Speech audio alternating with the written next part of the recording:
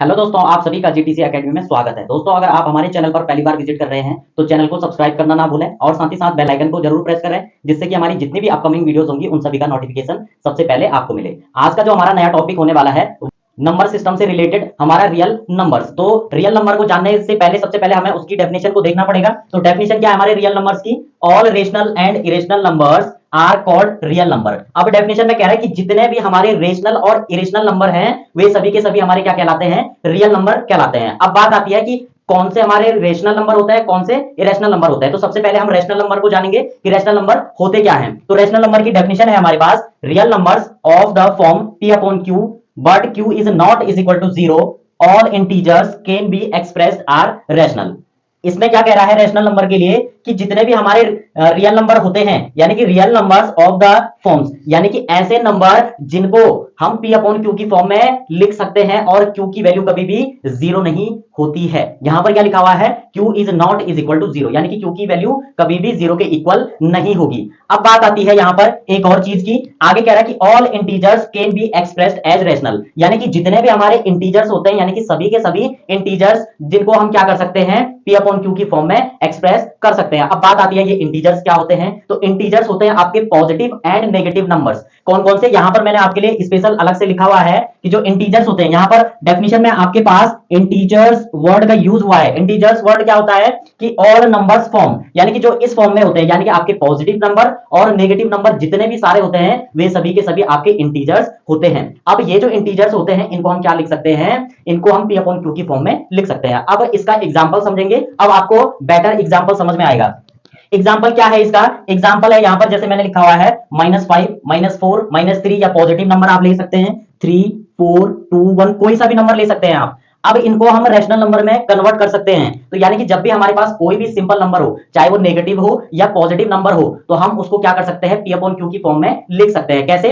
किसी भी नंबर का अगर डिनोमिनेटर ना दिया हुआ हो तो उसका डिनोमिनेटर हमेशा 1 होता है। यहां पर हमने क्या लिखा हुआ है? जब भी हम -5 को अगर मुझे रैशनल नंबर में कन्वर्ट करना है तो हम लिख सकते हैं -5 अपॉन 1। अगर -4 को कन्वर्ट करना है तो -4 अपॉन 1, -3 अपॉन 1। इसी टाइप से हमारे जो पॉजिटिव नंबर होते हैं उनको भी क्या कर सकते हैं? हम इस फॉर्म में लिख सकते हैं। आप क्या कर सकते हैं? या तो ऐसे लिख लिए 2 अपॉन 1, ठीक है, या 4 अपॉन 5, ठीक है। तो इस टाइप से। अब जैसे 5 नहीं होगा दिया हुआ है तो यहां पर हम क्या लिख सकते हैं? 1 लिख सकते हैं, ठीक है। यानी कि अगर सिंपल नंबर है तो अगर हमें 4 को क्या करना है? रेशनल में कन्वर्ट करना है तो रेशनल में 4 अपॉन 1 हम लिख सकते हैं। अब दूसरा वर्ड हमारी डेफिनेशन में यूज हुआ था, रेशनल तो हम समझ चुके हैं, जिनको हम p अपॉन q की फॉर्म में लिख सकते हैं। और जितने भी इंटीजर्स यानी कि पॉजिटिव और नेगेटिव नंबर्स वे सभी के सभी क्या होते हैं? हमारे रेशनल नंबर होते हैं। दूसरा हमारे पास क्या कहा गया था कि इरेशनल नंबर। अब इरेशनल नंबर की डेफिनेशन क्या है? इरेशनल नंबर की डेफिनेशन है real numbers which can not be expressed in the form p upon q and whose decimal expansions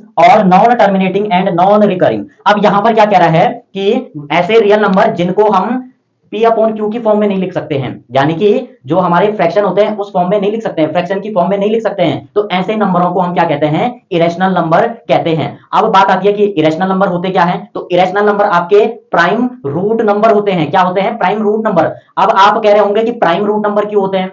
हम 4 को भी तो ले सकते हैं। 4 को क्या कर सकते हैं? 4 को इसलिए नहीं लेंगे, इसीलिए प्राइम नंबर ले रहे हैं क्योंकि 4 क्या है? 4 को हम लिख सकते हैं √4 को लिख सकते हैं √2 मल्टीप्लाई 2। अब जब भी हमारे रूट के अंदर दोनों सेम वैल्यू होती है तो हमारा एक नंबर बाहर आ जाता है और हमारा रूट कैंसिल हो जाता है, तो हमारा 2 बाहर आ जाएगा। तो दैट मींस ये जो √4 है यह आपका क्या नहीं होगा? यह आपका इरेशनल नंबर नहीं होगा। इरेशनल नंबर कौन से होते हैं? जिनको हम p अपॉन q की फॉर्म में लिख सकते हैं। लेकिन √4 हमारा किस में कन्वर्ट हो गया? हमारे इंटीजर्स में कन्वर्ट हो गया। इसको हम क्या लिख सकते हैं? p अपॉन q की फॉर्म में, क्योंकि इसके अपॉन में हम 1 लिख सकते हैं, ठीक है। तो इस टाइप से हमारा जो है √4 नहीं होगा। अब यहां पर ऐसा क्यों हो रहा है? इसलिए यहां पर आगे लिखा गया है कि नॉन टर्मिनेटिंग। नॉन टर्मिनेटिंग का मतलब है जिसका रिमाइंडर 0 नहीं होगा, यानी कि यहां पर क्या होगा? Remainder is not is equal to 0, यानी कि जिसका रिमाइंडर कभी भी 0 नहीं आएगा, ठीक है, वो क्या होंगे? हमारे नॉन टर्मिनेटिंग। अब नॉन टर्मिनेटिंग में यहां पर हम क्या लिख सकते हैं? यहां पर prime root number. Prime root number क्या क्या?